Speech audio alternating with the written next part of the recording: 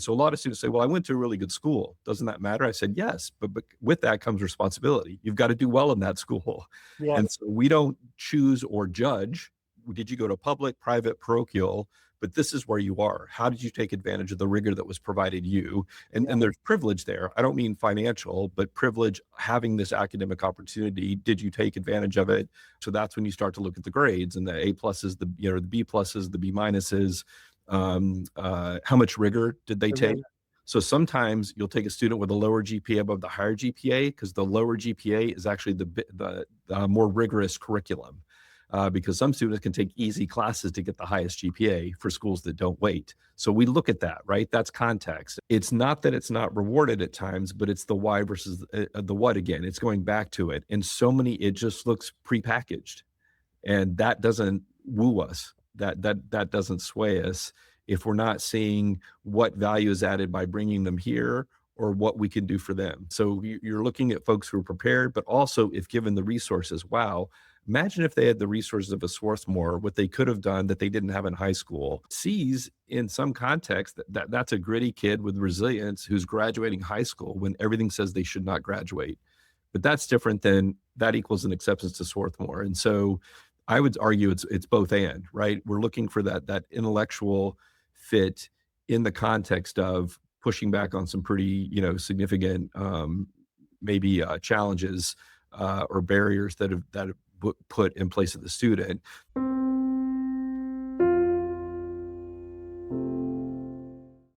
I'm Rick DiFeliciantonio, partner with Gabriel DiFeliciantonio in admissions consultancy. We call ourselves Ecstawrite. And we're here today with Jim Bock, who's Vice President and Dean of Admissions at Swarthmore College, and has graciously given us a half hour or so to talk a little bit about admissions. You want to introduce yourself, Gabriel? My name is Gabriel. I've helped kids with their creative writing and writing in the context of college application for many years now. And I'm just excited to talk to Jim. Both Rick and myself are alums of Swarthmore College. So is Jim. Big room of Swarthmore. Yes. Well, let's start off with a classic question for a dean of admissions. The transcripts. How strong a transcript does someone have to get into Swarthmore? And I kind of, to be admitted, I guess I'm thinking more along the lines of how many years of science and math. What do you normally see for students who are kind of successful? Yeah, happy to answer that. And first, just want to say thank you for having me. I'm excited to be here. Wonderful. Rick and Gabriel, and appreciate the time. Just sharing information with families, I think, is really important in this process, particularly how competitive and crazy it has become. And so just offering hopefully some sound advice and being direct and honest. So in terms of transcripts, we pretty much rely heavily on rigor. So it's sometimes less what you take, but then why you're taking it. And some schools have advanced placement programs, have international baccalaureate, they're international systems. And so we want to see students taking rigor at a pretty high level. Having said that, they don't have to necessarily excel in all subjects at the highest level. So we have some students who are poets, or who may be engineers, or for lack of a better word, a little bit more well-rounded. But typically we're going to see 4 years of English. So that might be at higher level IB or AP English, particularly in the sciences. If you're interested in engineering, which we have as a Bachelor of Science degree here, you need to be calc ready. I will say, in all honesty, most have calc, some are beyond calc. I think the average is probably through calc as a senior. That may or may not be at the BC level. But even we have engineers coming in who are calc ready, who haven't quite achieved that, though many of our scientists go beyond calc at multivariable and higher linear algebra. At least one language. It's hard to squeeze all these things in. So something gets squeezed out. So we want to see some history, some English. As a liberal arts college, we want classes in the humanities, the social science, as well as the natural sciences. But, for example, I can think of someone who might be in an inner city school where they're, rank is pretty good. They're highly ranked. You're like, well, that's great. They're the best one. But then you realize they're not taking a lot of rigor, or someone might be a little bit lower in the class, but there's only 5 AP classes offered and they took 4. Mm-hmm. That's the one that the teachers write about. So Oh. it's rigor and rigor in context. Are you at a private school that has no APs? So that doesn't mean that's not a good curriculum. It's probably a strong curriculum because the teachers can teach what they want to teach. But we want to see sort of breadth across the curriculum. But having said that, there can be some focus if you know you want to be when you're 17. Most don't. So we want to see that they can succeed in the humanities, social science, as well as the natural sciences. Yeah. I get a question that is kind of on the heels of that is, we get students asking, well, how does the college know about my high school and what the rigor is there? And can you shed a little light on what you do in the office to make that happen? Sure. So and every school does it differently, but we divide up the country and the world into regions. So we have regional reps who are in charge of territories. Because we're a small school, we have maybe 13, 14 traveling deans, but there's 50 states in a whole world. And so their entire states we don't visit, yet that regional dean is responsible for that state or a particular place. And so what we rely on is the high school profile. So when we ask for your grades, and we're test optional, so you can submit or not submit scores, most schools will submit a profile. So it'll tell us the location of the high school, when it was founded, is it public, parochial, private, is it day, is it boarding?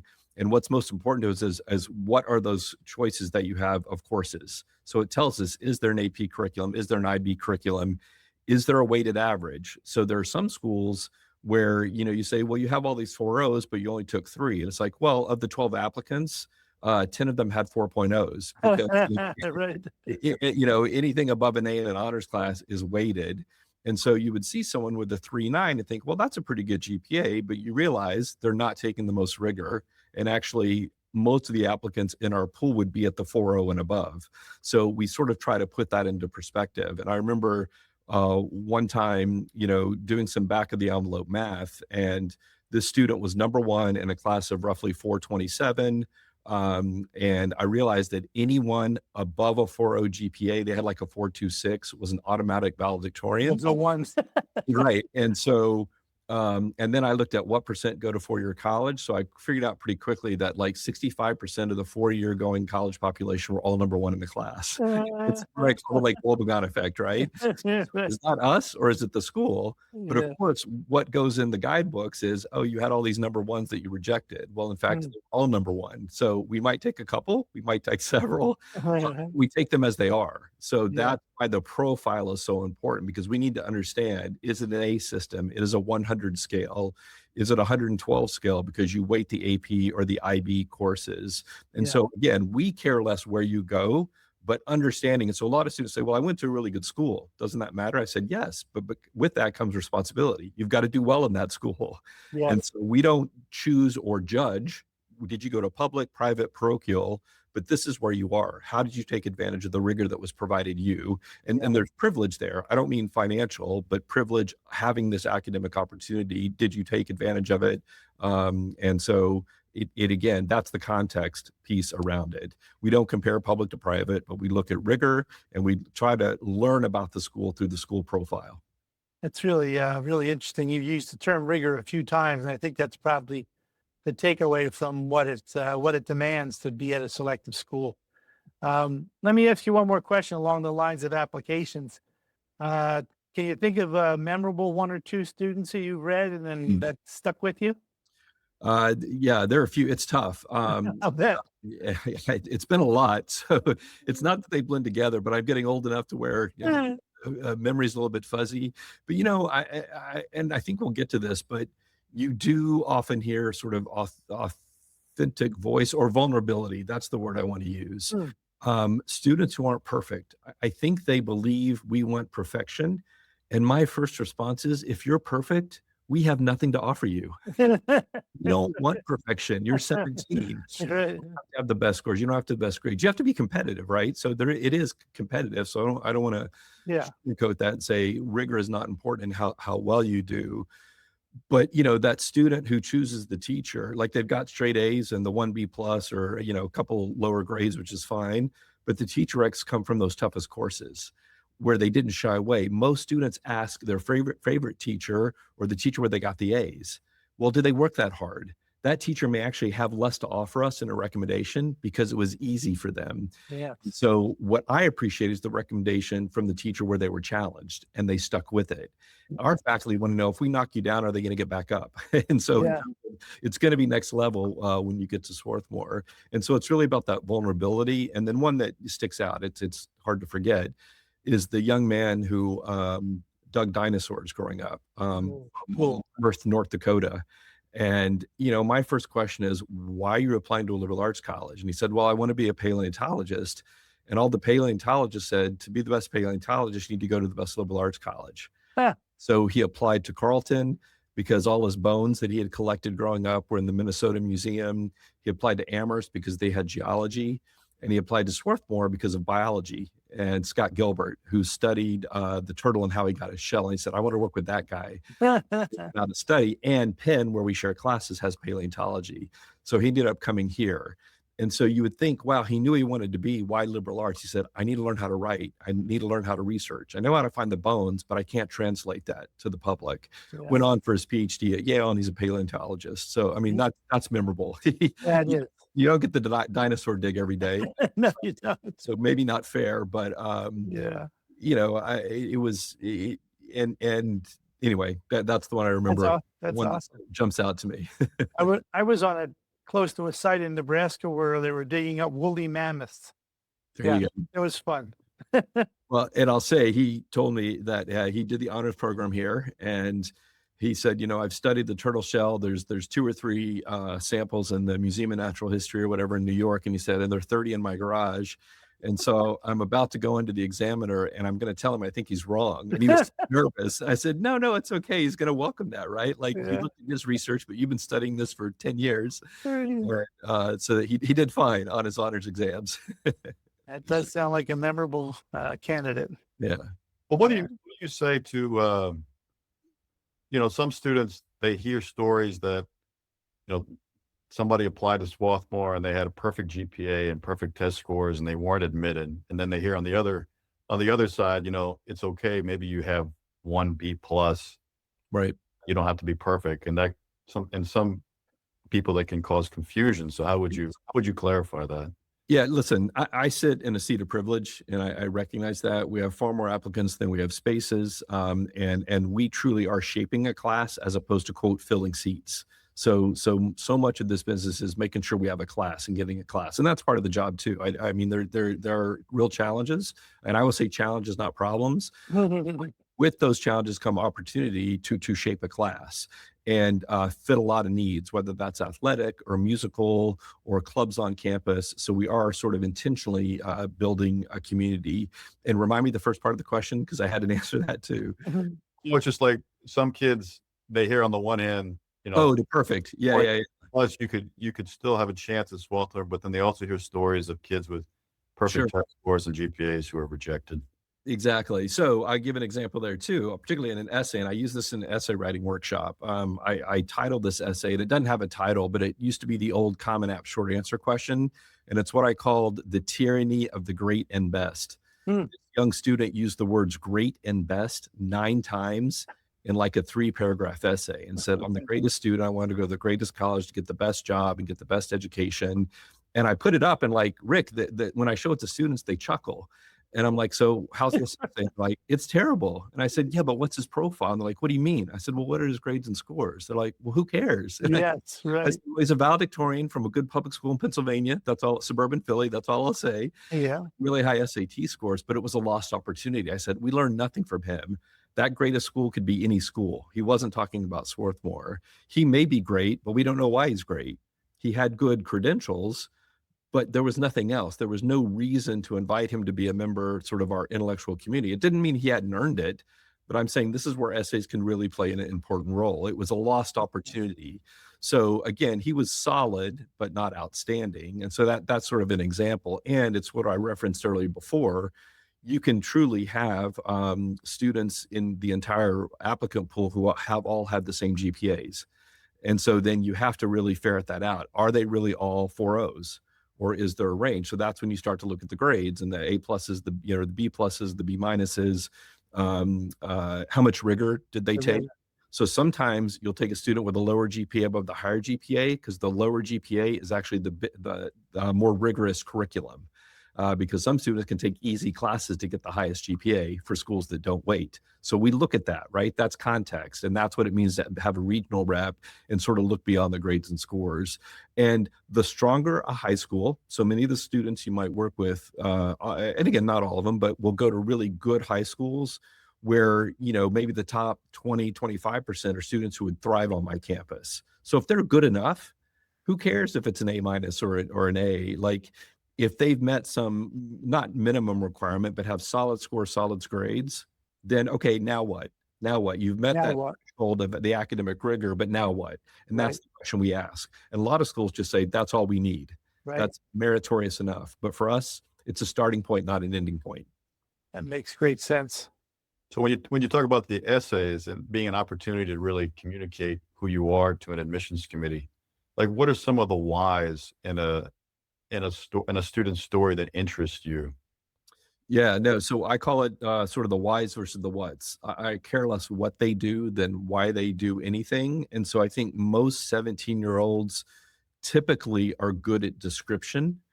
Very few are good at analysis. We don't tell them this. I'm telling you now. So, I mean, I do tell them when they ask, but it's not on our website, right?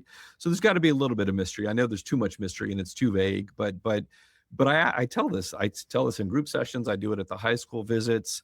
We're looking more for sustained commitment. If you have joined 20 clubs and started number 21, our first question is, what has been your commitment to anything? So you can start a lot of things, but have you had any real impact? But that impact could be working 20 hours a week to support your family, having 2 jobs, right? You're commuting, so all your activities aren't in your high school. It could be caring for siblings or grandparents. Leadership is broadly defined. It's not about titles for us, but that engagement with ideas. And you can see that in a short essay.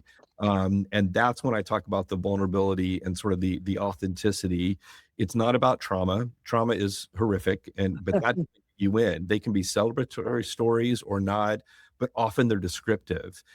They don't tell us what they learned or who they become. And I think there is a lot of transition in high school. It's not what you're going to be when you grow up. What is your passion? How do you have that? If you have it, great. Yeah, right. Liberal arts colleges, you can be undecided. One of our most popular majors is undecided at Swarthmore. So also don't try to figure out, what do we want? It's like, we want thinkers, we want learners. Now, everyone says that, but an essay is a good way to tell that story that is less descriptive and more analytical. So I hope that makes sense. So I'm hearing, if a student can really communicate an arc to, who they are and why they believe that they've changed over time, that can really be an asset to their application to a school like Swarthmore. Absolutely, or a little bit of risk taking. So I'll give you another example. I think the example makes sense. So I also put up another essay in my workshop, and this woman talks about her favorite activity is dancing, and it's her favorite because she's really bad at it. And in her mind, there are no rules. Well, right off the bat, I disagree. Dance is a major. There are right and wrong. Again, it's not about arguing with the 17-year-old. Here's the context. She talks about how she can do what she wants and she loves it, and she doesn't care if she looks funny. And it turns out she's a prospective architecture engineering major. Yeah. Who is creative, and she didn't list all her engineering awards. She listed what her favorite activity that she's bad at. Right? That's not perfection. She's like, I love dancing, but I'm terrible at it. Yeah. That's someone who is vulnerable, who's willing to take risks, who shows that she has humor and a fun side, along with her really strong grades in STEM. So she wasn't admitted because of the essay, but the essay told a part of the story apart from the STEM background, right? Right. So often we'll see a STEM student tell us about all the awards they won in robots, and that's not bad, or Amy or science awards. That's all good, but it showed a little bit multi-layered. And so that was less of an arc than specific. But yes, to your point, it's both arc. And again, they don't have to know who they're going to be, but just shows some emotional growth or willingness to ask questions. And so our supplemental questions try to get at that, show a little bit of the analysis versus just the description. Yeah, right. Right. So with, I went to a recent conference of educational consultants in Baltimore. Mhm. Um, and one thing everybody was pulling their hair out about is the increasing presence of AI in student essays. And Yes. what does that mean for assessing an authentic voice? What does that mean for yeah, just the knowing whether or not the student is actually reflecting on their story and why they want to commit to a particular place. So how do you see AI right now in the admissions process, and sort of what are y'all trying to do about it, I guess? No, it's an excellent question and probably a session for a whole different session, but I'll try to keep it to a few minutes. Something we're thinking about every day. My charge to my team last summer is that we needed guidelines. That was probably the number one question we were getting from high school counselors. And Mm. what is the ethical use of AI? So we drew up guidelines, and they're on our website. You can just do AI guidance at Swarthmore Admissions, and it'll pop right up. So we have guidance both for students and recommenders, and we say use it. It's a tool. It is an aid, and I also say it's not the first intelligence we've had. Said PI, right? Parent intelligence. We've always said ICI, independent counselor intelligence, right? Or what is it? JEI, junior English teacher intelligence, right? Let's do that first draft as a junior, and by the end of the semester, you're going to have your Right. college essay written. So it's always been there, just not in this new scary form where it's not someone who is supporting you with those ideas. Clearly, we don't want it to write, but if they are your ideas, your story, and then you're editing that, editing is a good process. That could come through your services, it could come through a parent, it could come through AI. And so we just outline what we envision ethical use of this new aid and this new tool is. The challenge is sort of, sorry, crap in, crap out. If you don't ask the right prompts, or if you just ask it to write your essay, we're not okay with that, because if you sort of skirt things to get in here, you're really going to struggle at a place like Swarthmore and many schools. And so we do fear losing that authentic voice. And when an essay is worked over and over, and there's a tell, the short answers often have a different voice than the main essay, Mm. the Common App, or the code that they've been working on, right? So you can see, and it's like, who wrote these two? This one sounds like a 40-year-old. This one sounds like a panicked 17-year-old in December before the January 1 deadline. It's like, oh crap, they've got 6 supplements and I only wrote 2. We only have 2, but you know what I'm saying, right? Yes. Or I didn't get an early decision, so now I've got to go back and fill out all those supplements, but they don't have time to work on them unless they Right. have planned ahead. Yes. So we still think many are writing their own. We've done our own training where we've tried to compare, and it's really hard. So AI is getting better. So we do see it as an aid that can be utilized with ethical constraints. However, in terms of we do see it, and this may be another question, but I'll jump ahead a little bit. Yeah. Using it in the decision-making process. We're not quite there yet, but we are taking a page out of Caltech. They were the first to do it last year. They have a system called Viva, and they work with Initial View, and we work with them for interviews. So you can interview with someone with Initial View and then send that interview wherever you apply. And it's a one-time fee. It's optional, so it's not required.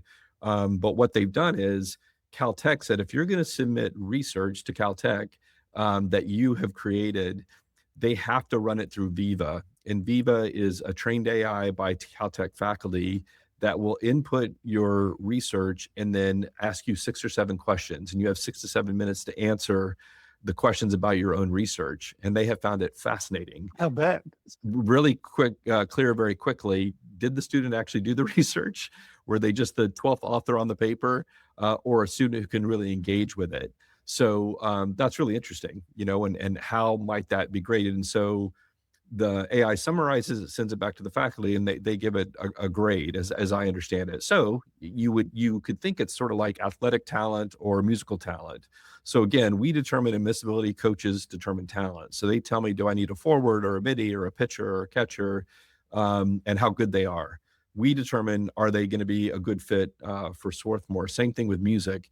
If you have a supplement, most of them don't get sent because you're either in or you're out. But if you're in that muddy middle, the 2,000 plus that make it to committee, then we'll send your file over and faculty will rate it. And so that could be a plus factor. You have really good grades and scores, but what's pushing you over? That portfolio. Same thing could be done for research and AI, or we see possibilities to talk about lived experience. What has that 2-hour commute each way to school been like? What does your faith community mean to you? Sometimes that's hard to put into words, but maybe it's more doable when you're having a conversation, even with an AI bot versus a real live person. And what's happening now that we're seeing a lot, not here, but is transcript review. That's where I think everyone, larger schools, right? Like the Virginia Techs and big places that have 80, 100,000 apps where they can build a rubric. Again, you got to be concerned about bias, but what is a qualified transcript? And still we'll have human eyes on it. But I believe we're looking, but we have not made that jump yet. But we're considering Viva as an optional piece for those who might want to submit research, but then help us understand what it meant to them. So it's meaning to it. It makes it authentic. Yeah. Okay. Can you discern if a student has used AI, but they've used it in this authentic way that still preserves their voice? Can you look at 2 essays and see like this student did use AI, but they did it in a way that's really who they are? I think it's tough. I can't say that we can. I mean, I'd be hard to believe folks who say they can, and that's a challenge. And so another thing I'll mention is, test optional. We have remained test optional, and again, that could be a whole other show. But faculty are pushing back now because of AI. We know there's grade inflation in high schools. And so is an A an A? What is the rigor? What learning was lost during COVID? And now that you can't trust the essays and the recommendations, because also guess who else can use AI? Teachers, right? Counselors. So same question. And so what is real? And love or hate the SAT or ACT, it is standardized in the sense that it's the one thing that everyone does. So that's something that we'll be looking at in the next couple of years as we sort of balance those. So it's created more challenges, but I also think opportunities. But we need to be cautiously optimistic. Hopefully I tend to be a glass half full guy, but it's here to stay. And the students are ahead of us. We hear it from the counselors, we hear it from the teachers. So, to be honest, it is hard to tell, but again, we're hoping they use it authentically. And again, some are so poorly written, sorry, that students we still think a lot of students are doing their own work, even though we know many are supplementing their work with AI and or other means. Yeah, it's a sticky one. Well, I really do believe that a liberal arts education like Swarthmore actually advantages students to use AI in more effective ways, just because you learn. I remember my 4 years of Swarthmore just asking a million types of questions and getting very good at nesting questions together and understanding what are the real telling questions or questions that really get at what's happening. And that's really helped me when I use the AI personally.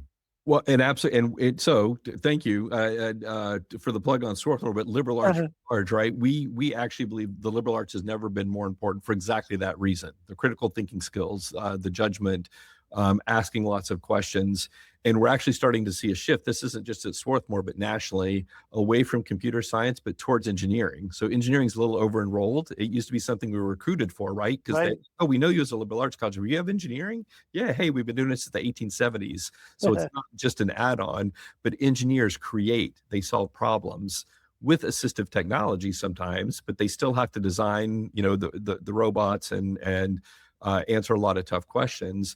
And computer scientists had to rethink Comp Sci 1. Again, this is nationally, right? Because 3 years ago it was, don't go to college, get the coding certificate for a 6 salary. Well, now those coding jobs are gone because AI does all the coding. Right. So I had to rethink how we're teaching that. So Comp Sci is still popular, but they're shifting to engineering and saying, here's where the creativity is really happening.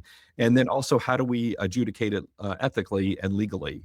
So there's just a lot of unanswered questions about it. And we think the liberal arts really prepares you for that, regardless of which one you attend, but particularly at a small school where it's hard to hide. We don't hold your hand, but you're seen in class and on campus. Oh, yeah.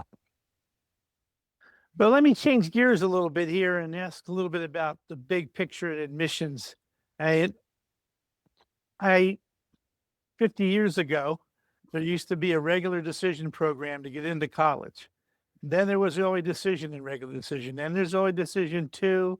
Now there's, early action. And so there's a lot of acronyms out there. Yes.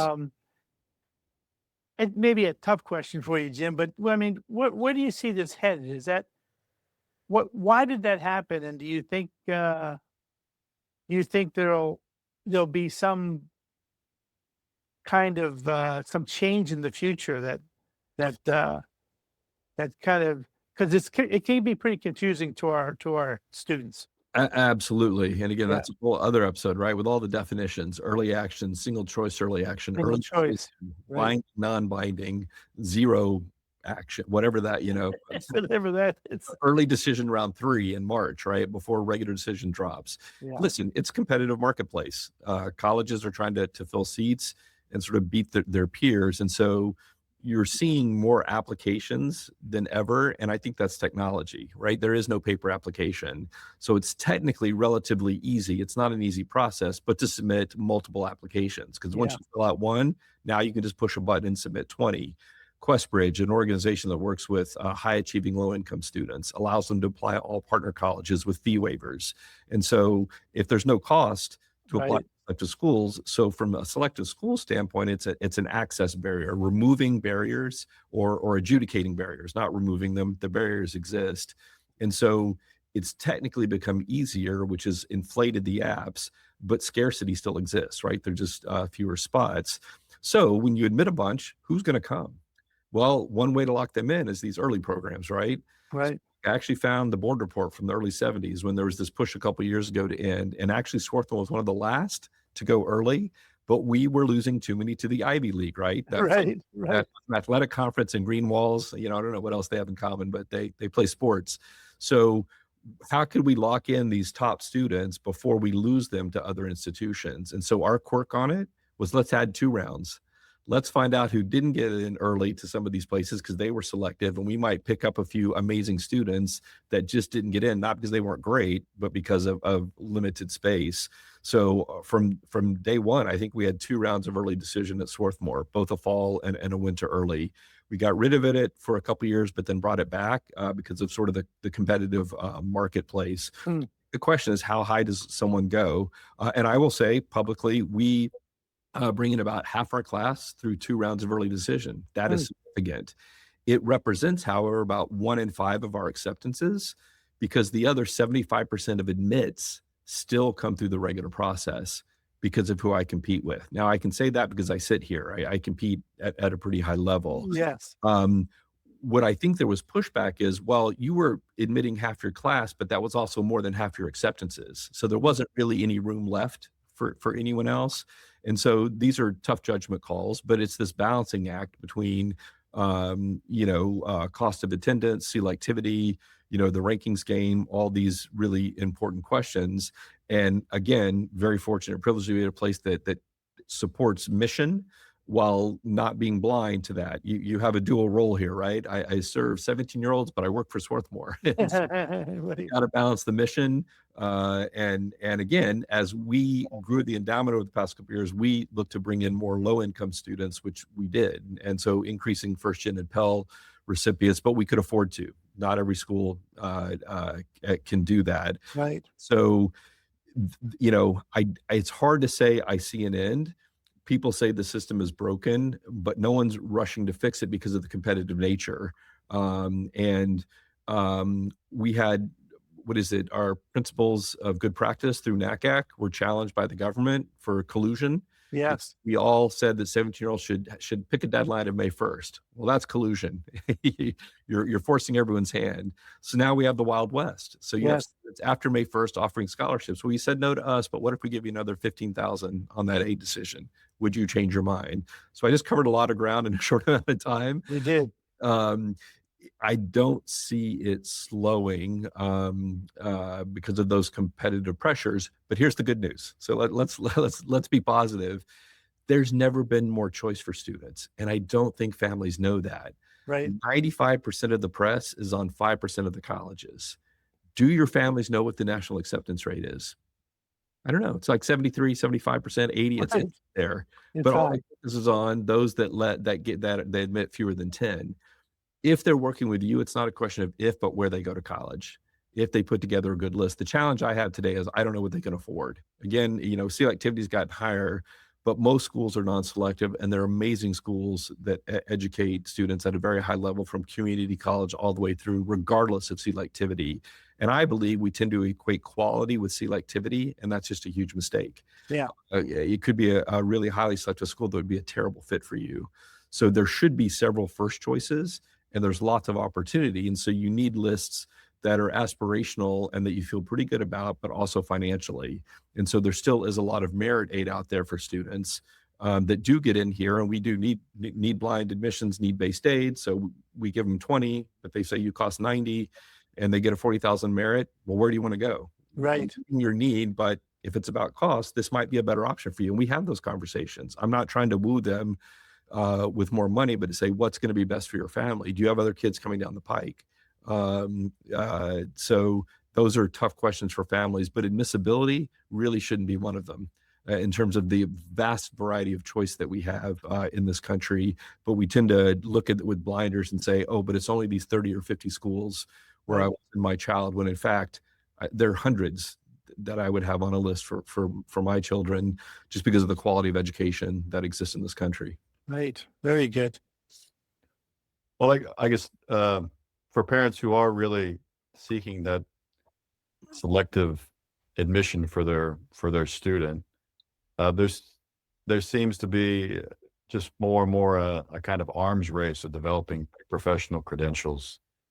And like I speak to other people who tutor kids and work with kids in various college consulting contexts. And I've heard all kinds of wild stories about, parents paying just hundreds of thousands of dollars over many years to get their kid working with some of the best, honestly, some of the best people in a certain field or teaching what they do. I'm wondering kind of how do you perceive that, like in a committee when you have like one kid who has all the resources to pursue those kind of pre-professional credentials, Right. maybe other kids who maybe don't have those opportunities or just didn't choose to, honestly spend that much money developing those credentials. Yeah. So we do make some assumptions, fairly or not fairly. I mean, it's the process isn't fair. So let me start there. It was never fair. It was never fair. And we were admitting only, Hicksite Quakers. Haverford started with only admitting men, and we said, hey, let's be more equitable and men and women. But we were only admitting Quakers. So they all started based on exclusion as we moved through this. So this equity and fairness argument I struggle with a little bit, because we serve at the needs of our institution. So we're looking to bring in who we bring in. Having said that, we do make some assumptions about if you've had these opportunities. Again, it's the why versus the what.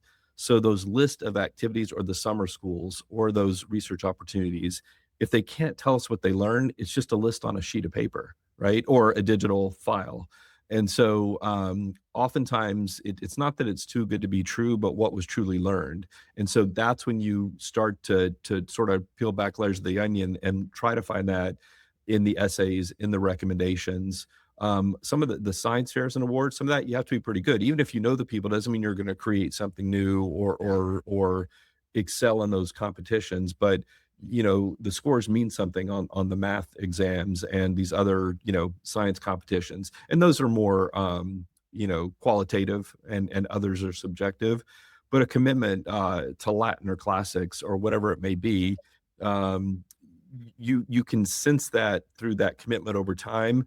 And it's not that it's not rewarded at times, but it's the why versus the what. Again, it's going back to it. And it just looks prepackaged, and that doesn't woo us. That doesn't sway us if we're not seeing what value is added by bringing them here or what we can do for them, if that makes sense. So you're looking at folks who are prepared, but also if given the resources. Wow, imagine if they had the resources of a Swarthmore, what they could have done that they didn't have in high school.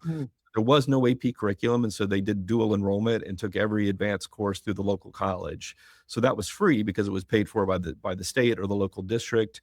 But imagine if they had small classes with a faculty member, how they might just, soar. And so we're not comparing the number of boxes checked or the awards won or the list. It really is looking for that potential, both achievement while in high school or potential to excel if given the opportunity.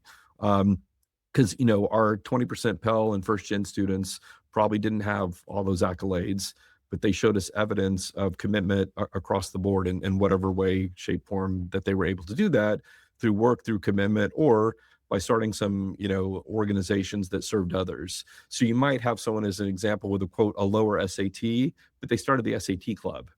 And they're low in Swarthmore context, but they're 400 points above everyone else in the district. So that's outperforming context, right? So the score itself didn't matter. What mattered is they were here when our scores are here, but everyone where they live is down here. The student our faculty want to teach. And that wasn't because of all the resources they had. I don't know if that's resilience, grit, or just intellect. I mean, there's just intellect is hard to find and really hard, but it exists. And I do think there are a lot of students that would thrive and succeed at a place like this who just don't know we exist, or look at places on rankings, and we get that a lot. I applied because you're here.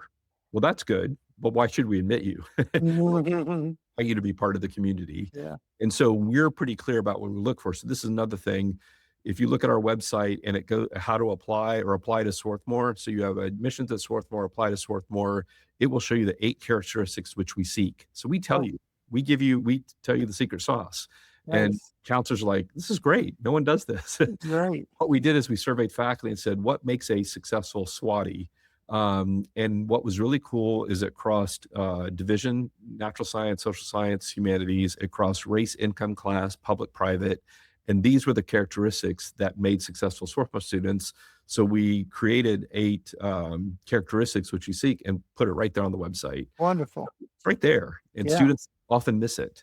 Now, do they have AI write an essay about that? Probably. But it's amazing.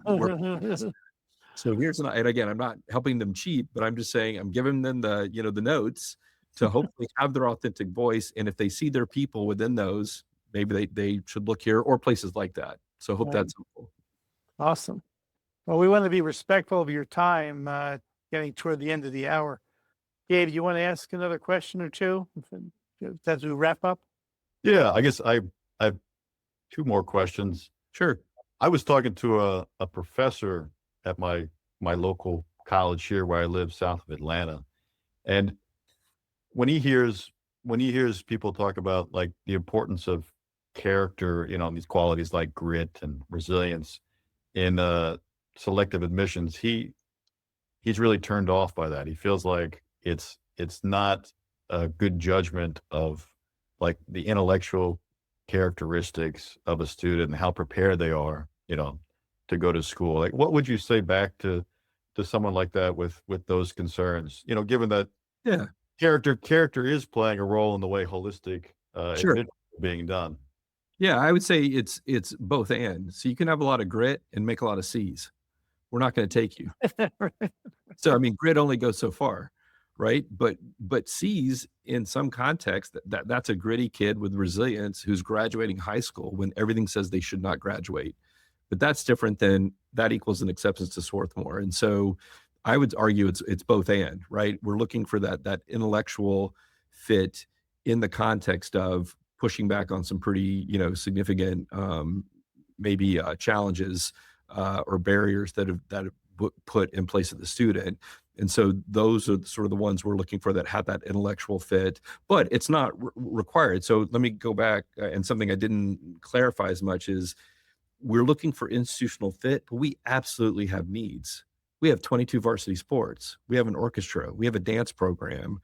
We have a debate team. We have a newspaper, right? So all these things, and it's not, okay. So what I say is if you row crew, go to Penn. We don't have a crew team. Right. That's fair. We can't do everything. And so, but if you do what we do and or want to start something new, this might be a good fit for you, both academically and socially. But we also hope you'll try new activities, whether it's affinity groups or activism or whatever your interest may be. So there's no formula, which I think drives families crazy. But I will tell you, we have 22 sports. So if you play soccer, baseball, lacrosse, be in touch with a coach. So guess what? That essay may not be quite as polished, but it was good enough and the grades were good enough. So the essays matter when they matter until they don't. Yeah, Right. right. Right. There's institutional needs in addition to fit. And it hit me. We've been talking about fit this whole time, but Yeah. not needs. And I think that's critically important. But also too, if you have a high school where, 99% go to 4-year college, we can go 30, probably top 25% of the class, right? At a really good public high school where there's a ton of APs, they're all qualified on some level, but they don't all have the needs that we have Yeah. or the potential that we see if given more resources, what they could do with it. So I would say fit and need. And I know that's a separate question than the intellectual one, but I would say it's a both and, where sometimes grit doesn't matter because the grades just aren't there. But if we see that intellectual fit and the A's, Mhm. which you can see in essays and recommendations, then that can be a positive. Yeah. Because over time, the qualities like grit really do make a difference in whether somebody's going to stick in there and apply themselves to all of what a school like Swarthmore has to offer. Yeah, and I'll throw in one more thing quickly. First semester is pass fail or credit no credit, and there's no published GPA. I think that's Reed and Swarthmore are the only two that I've heard of. And so everyone says it's about the learning, which is true, but we put it into practice. We don't tell you where you stand, right? There's no valedictorian, there's no dean's list. We have the honors program, that's separate, but that's open to everyone. You don't decide that until you pick a major. And so I think that lack of competition attracts a certain type of student. If you want competitive, this may not be the place for you. I'm not saying they don't have competitive students. I'm just saying the model is built on the learning and the structures support that. No grades first semester, no GPA, no rank. Oh, I can do what I want. My roommate's a good friend, but he's doing economics, I'm doing philosophy. We don't even see each other in class, right? So you start to pursue your own path, and I think that's just a really good way to do it. Awesome. Well, you talked about needs and fit. Well, it seems kind of a little bit in the ballpark of when I think of a school like Swarthmore, there are institutional priorities. You want to keep growing the endowment, maintain rigor, Right. Admit the most credentialed students. But there's also this kind of mission of culturing a community that generates creative and disruptive ideas, or Yes. just develops kids just for the sake of doing it. There's a kind of like aesthetic priority to that. I was wondering, when, in all of your experience at Swarthmore, when do you feel like those two parts of the school have clashed, and when have they really been harmonious with one another? That's an excellent question. I would say that is the daily challenge. That is the duality of the job, and credit to Rick. I think you wrote about this in the past. Yes. I got into this to serve students, but I work for an institution. So it is what I would say it's a balancing act, or I would say it's an absolute conflict, but I've been, again, very privileged to where it's a challenge that I can sort of hopefully push Swarthmore a little bit, that we have this mission. And I'm really excited by what we've been able to do with textbook affordability, growing the first generation bunch, loan-free financial aid. So with that growth has become more opportunity to make it more affordable. So our affordability has stayed. We've just announced the Swarthmore tuition guarantee. So families up to 200,000 AGI and typical assets are going to come tuition free. That's remarkable. The average loan debt is lower today than when it was when I graduated in 1990. So that's progress. I mean, that's committed mission, right? You would say, but your price tag keeps going up. But the average cost of the student on aid has remained steady. As that endowment has grown, we have utilized it. Now, it doesn't grow on trees, and the biggest piece of our budget is the financial aid budget, over $60 million for 1,700 students. Yes. So again, I don't speak for most colleges, but maybe it's why I've been here a while, where it's a real balancing act to achieve those. And the way I say it in admissions, do you bring the students and change the culture, or change the culture and bring the students? So, right, you can push that a little bit, not too far. I want to keep my job, but you have these, and the board, to their credit, they want it in perpetuity, right? They're serving today's students and future students. And the way I view it is, I'm only here due to the generosity of the generations that came before me. So we're not going to be reflective of the college as a whole with, over 50% Pell or whatever it is. It is a selective boutique place that attracts a certain type of student, and they deserve an education as much as everyone else. And so the aid I received that made it more affordable to me to go to Swarthmore than to stay in Texas was due to that generosity. And so I see that balance, but it's hard to achieve as it becomes more expensive, as you maintain these faculty, as you need to keep your bond rating up to afford the loans when you build new buildings, right? And so it is this duality, but I feel very fortunate to work at a place that I think tries to fulfill that mission, but that's becoming more difficult. The sustainability of that growth in budget is a real challenge facing all of us. And anyone who says it's not is not paying attention. And the other quick piece of that is growth internationally has also pushed applications up, but schools aren't offering more money to those, and full-paced internationals are dropping as well, and less domestic interest due to the demographic cliff, just fewer 18-year-olds. And so that's something that we're all seeing, regardless of selectivity. And so you have to first work for the mission of the college, but with the right resources, with the right leadership, you can try to achieve a balance. But I will say it's never fully in balance. And it is a conflict in many places. Here, I think it's more of a challenge, but that's just due to the again, the growth of the endowment and what we've been able to do with that by balancing tuition revenue. Yeah.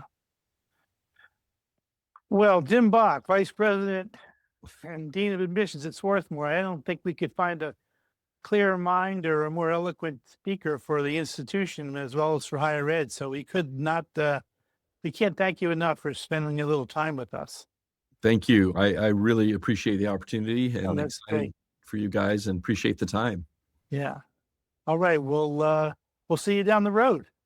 Sounds good. Best of luck to your families. Take care. Thank you, Jim. Bye-bye.